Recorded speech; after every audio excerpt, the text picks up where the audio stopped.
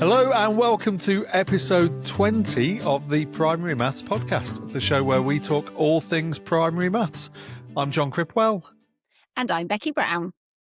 And this is the non-interview episode of the show that will go out on Fridays today, which we've decided to call the Aftermaths episode.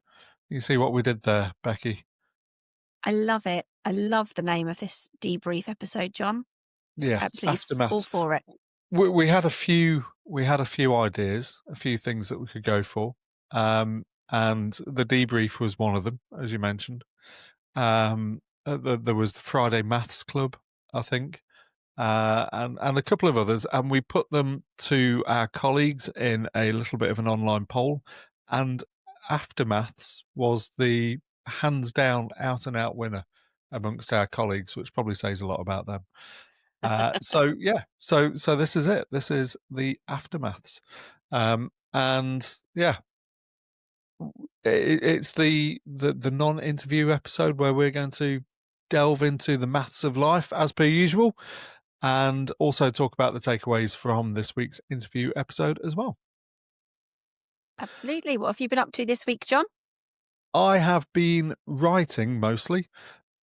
Writing a couple of articles, one on the back of the episode that we did with Tom Isherwood, and also a little bit of Lewis Horsley's interview as well, where we were talking about lesson design. So on the Twinkle QE Insights page this morning, which is it used to be Twinkle Digest. It's now got lovely new shiny branding for QE Insights.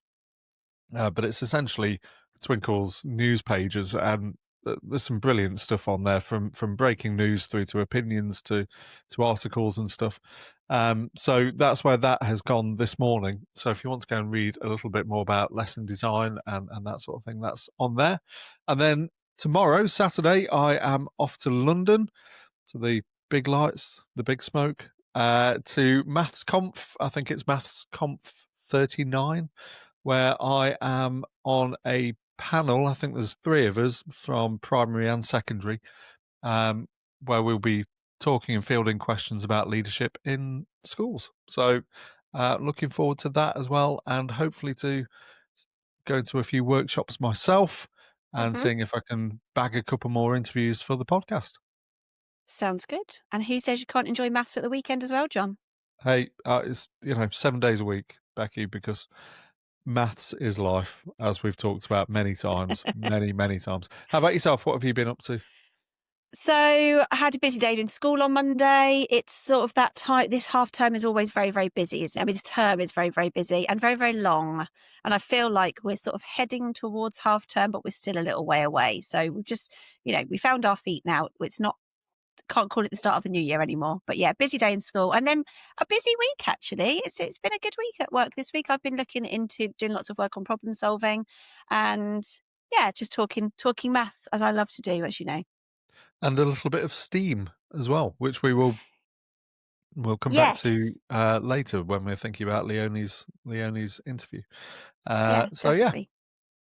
Yeah, so this week's Tuesday episode featured your interview with Leonie Briggs, all about how we can bring science and maths alive together through hands-on experiments, and we will discuss the takeaways from that one a little bit later on. Absolutely. And if you are enjoying the show, then please, as always, we'd love it if you followed or subscribed to us on your favourite platform so that you never miss an episode. And you can always get in touch with us as well by dropping us an email at primarymathspodcast@twinkle.co.uk. That's Twinkle without an E, of course.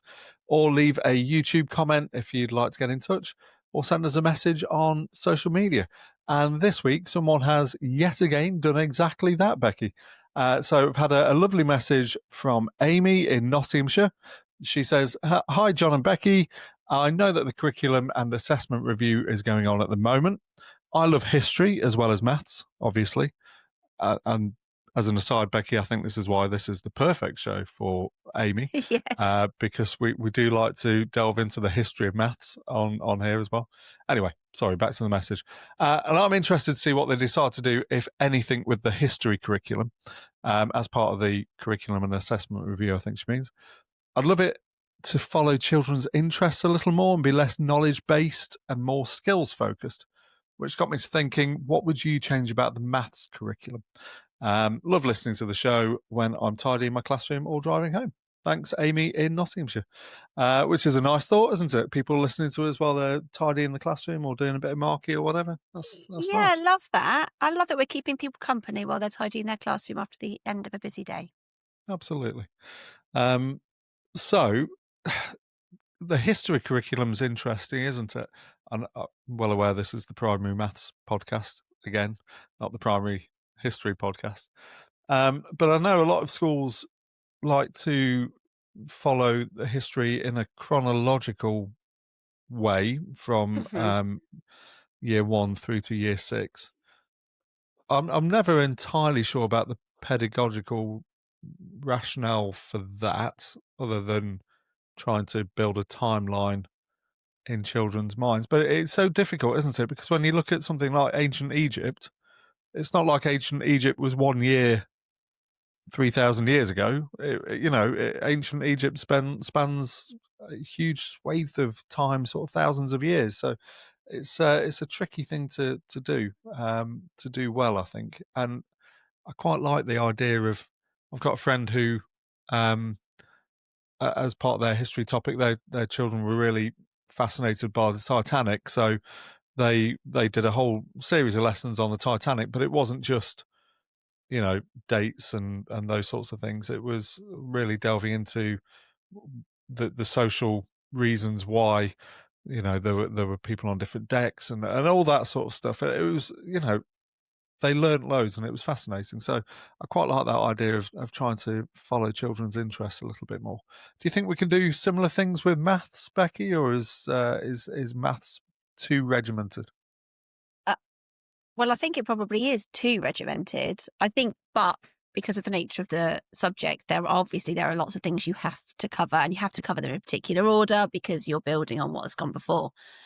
But I do like the idea, and you won't be surprised to hear this, of having a little bit more of a focus on skills and strategies in terms of, for example, problem solving, which can be a little bit of an add-on at the moment. It's sort of, it's not helped by the wording of the curriculum and the way that it sort of almost separates out fluency, reasoning, and problem solving. But I think problem solving is more of a driver behind the curriculum would be a really good idea. I think that is where maths comes to life, really, isn't it? It is problem solving. That's what we're doing all the learning for. Starting with that might open things up a little bit more, I think.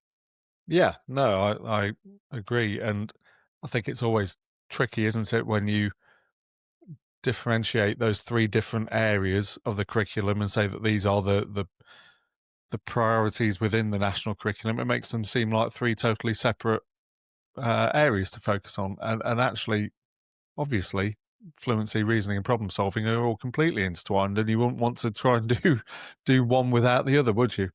Even though occasionally some schemes try to do so. Yeah. I think if I was looking at the curriculum, and I have looked at the curriculum, you won't be surprised to know many times, there's a few things, major changes I would probably make that I think are pedagogically sound. For instance, I think the focus on, we've probably talked about this before, but the focus on calculating with fractions in Key Stage 2, I think is probably an unnecessary step at that stage. Wouldn't it be great if we had a bit I more agree. time to learn about what a fraction really is and really spend time finding equivalents and simplifying fractions. It feels like we have to race through those things in order to be able to calculate with them, but that's not really why we should be learning about equivalents in fractions or how to find common denominators and things. It Mm. would be great to be able to play with the fractions a little bit more, wouldn't it? And really have that conceptual understanding of them, because that then later makes calculating with fractions so much easier when you understand why you can't add 2 fractions with different denominators without finding a Yeah, common definitely. denominator. So I don't know why we rushed to do that in Key Stage 2. I'm pretty sure when I was at school we didn't. So I think that's something that could change. And I also know again, the way that we teach time currently in Key Stage 1 just doesn't work. And that could be revisited and would save lots of teachers pulling their hair out and going grey and lots of confused children as well. If for that week or two that we spend on time in year 1 particularly, I think, and a little bit of year 2, if that was simplified a little bit. Yeah, I agree with both of those things, actually, John. I think if I was going to take some things out, I think we've probably mentioned it before, but I probably would look at Roman numerals maybe being removed. And alongside that, and probably for a similar reason, maybe the imperial measurements, which nobody uses in real life. I mean, you know how I feel about measurement, John, so not a surprise that I said that. But I just feel like there's some things that aren't fundamentals. Things like the fractions and that really deep understanding of fractions is so important feeding into Key Stage 3 and 4 and beyond, if that's where children decide to go. But there are some things which I sort of think, oh, I can't really see that the place for that anymore. But No. and it would be good to thin down the curriculum so we can really go deeper. Yeah. I was talking to somebody as well the other day, a teacher who said that she felt that she could quite happily get rid of some of the geometry side of maths. And I thought, oh no, but I love that.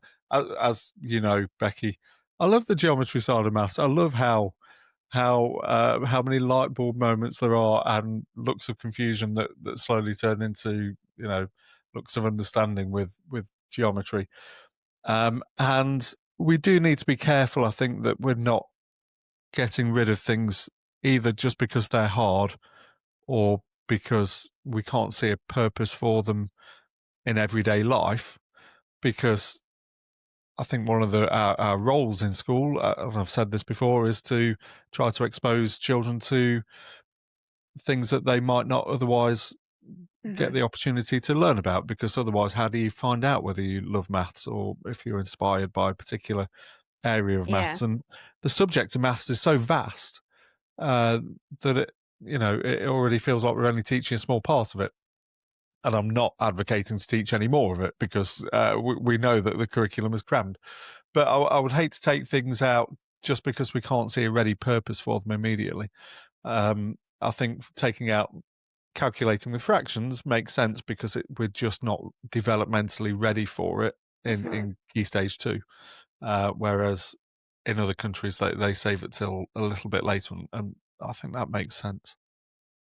I think also with geometry, and I think I've only realised this really since I started tutoring up to GCSE, that's the fundamentals of that are so important later on in the maths journey. And as primary teachers, we might not necessarily ever see that, but alongside the sort of general number stuff, the geometry really picks up, certainly when you head to GCSE. So I think you do need to maybe just lay the foundations for that.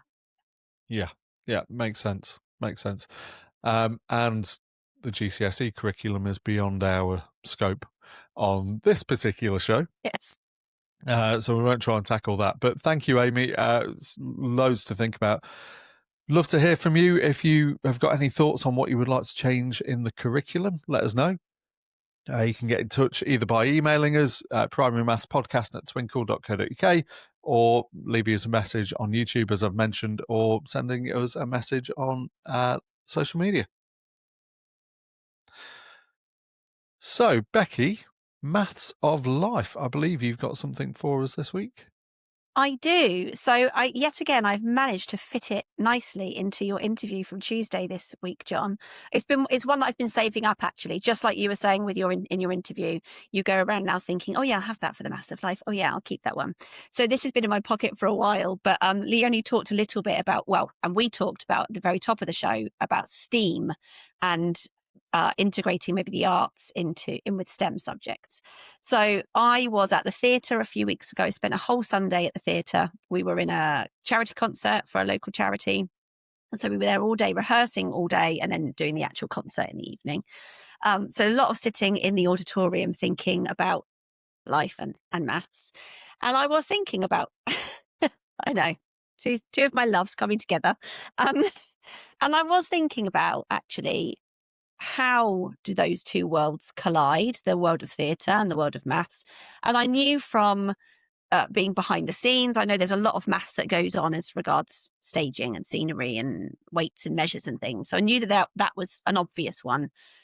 But I had quite a bit of time on my hands. I had a phone. So I did a little bit of internet-based research and just thought, well, I wonder what else out there links the two together. And I came across the Erdős-Bacon number. Okay. So, yeah. So you may well be familiar with some of this already, but you might not. So, well, I can't put my finger on it, Becky. The name rings a vague bell, but maybe I'm making that up. Let's see. well, it is two names actually. So Erdős coming from Yeah, a Hungarian mathematician, and Bacon. coming from Kevin Bacon. Yes. I think you can probably see where we're going with this one, John. Yeah. So the Bacon number of an actor or a person is the number of degrees of separation they have from Kevin Bacon. So we've all heard that before.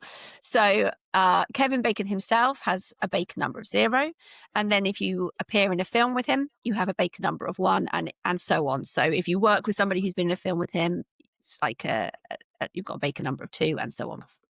Yeah. So that's a fairly familiar concept of where we get the Bacon number from. But the Erdős Do you know what number, your Bacon number is, Becky? a very, very big number, I'd imagine, John. Well, I mean, it's supposed to be no more than 7, isn't it? 7 degrees of separation, I think. Yeah. I think mine is 3. Wow. Yeah, it's just quite a low Bacon number, isn't it? So Yeah. my dad's cousin was an actor. He played the lead role in Grease 2, the Grease film that nobody's ever watched or heard of. But he worked with Kevin Bacon on another project. Kevin Bacon was not in Grease 2, as far as I'm aware. But yeah, he worked with Kevin Bacon on another project. So I think that gives me that Bacon number. Yeah, that's good. I might try and find mine out before next. Yeah, you should. Next You time. should.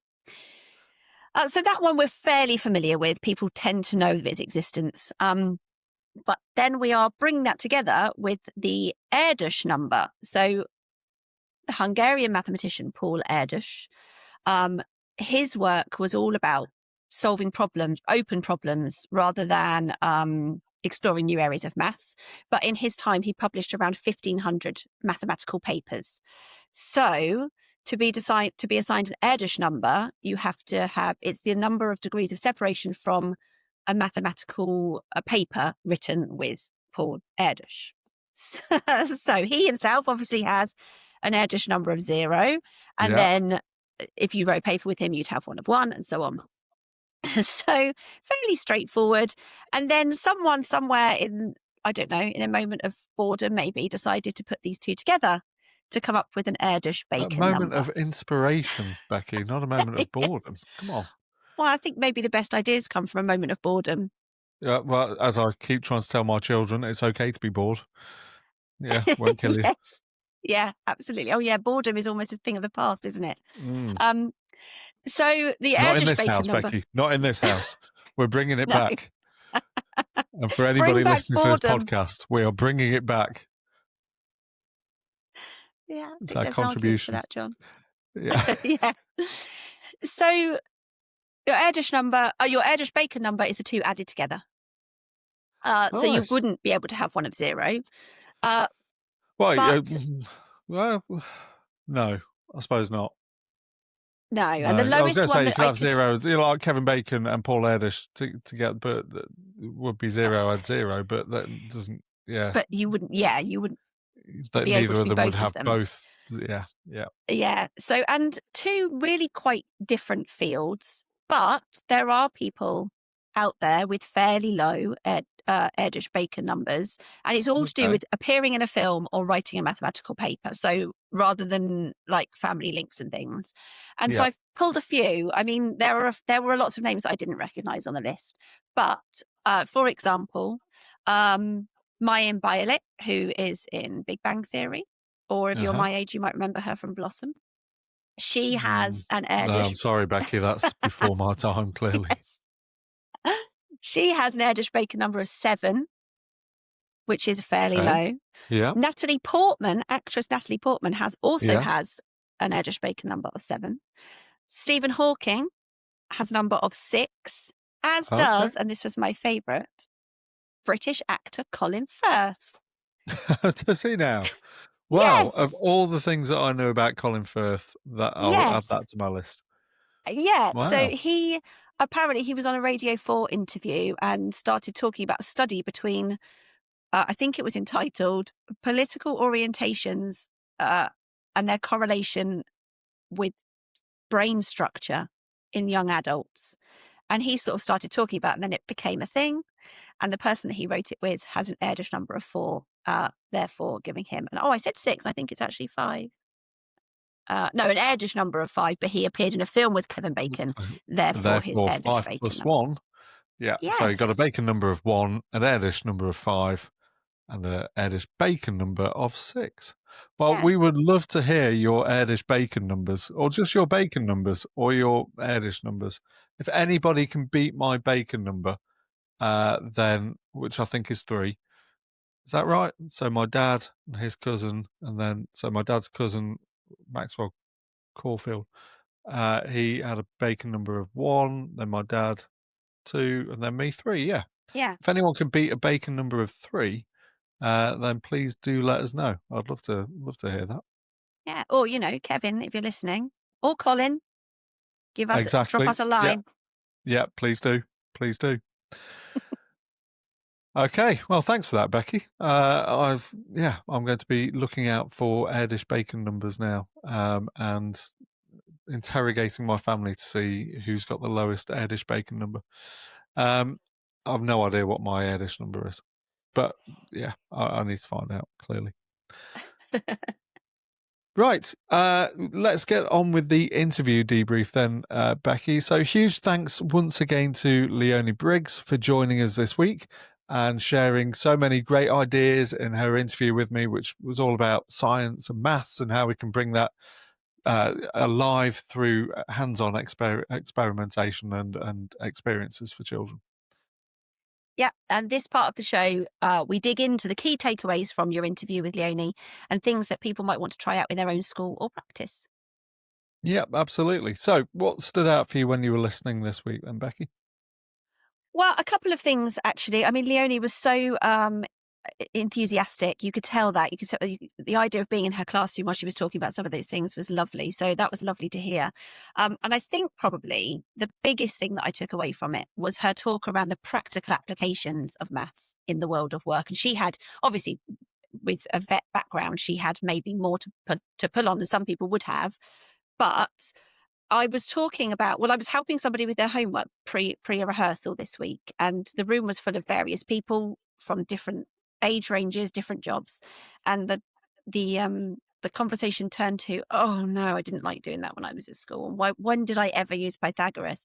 Yeah. So, but I was thinking about it and linking to something that you said earlier, actually, Jon, and I think we can't just assume that people won't go into a career that might need that when they're at school. You don't know. I mean, some people I know do have a dream that they're going to be an actor from the age of 3, and therefore they might not need it. But you don't know. And linked to what you were saying earlier, we need to open up options, don't we? We don't know. But sadly as well, Becky, not everybody who has a dream of being an actor from the age of 3 actually gets to go on to be an actor. Very few, I'd imagine. Yeah, I know this from first-hand experience, tragically. So, yeah. So you need a backup. You do need a backup. Yeah, you do need a backup. So I just think, if we weren't teaching fundamentals, and I am, Pythagoras is obviously a secondary thing, but if you weren't teaching that, all those sorts of things, you might be closing off people to something they might do in the future. So although you could look back and say, oh, well, I learned that at school, I've never used it, you didn't necessarily know at the time that you wouldn't ever need it. And also, you might not know that we're using Pythagoras, but if we're doing anything to do with construction or design or sat-nav related things, we are using it. So I quite like knowing what works, how things work. So that's quite interesting for me. I know that not everybody feels like that about maths. But it was quite an interesting conversation. Leonie kept coming back to how, she was talking about real life application, how she had to be able to do that. And I think actually that's quite an important part of maths, but not just for the job that you maybe think you're going to want, but No, opening up the horizons. no. And you know what? I think that's really important, and I definitely agree. But I also think sometimes it's fun to learn things just for the fun of learning things. Do you know what I mean? Just so that you know Yeah. something that you didn't know before. Yeah.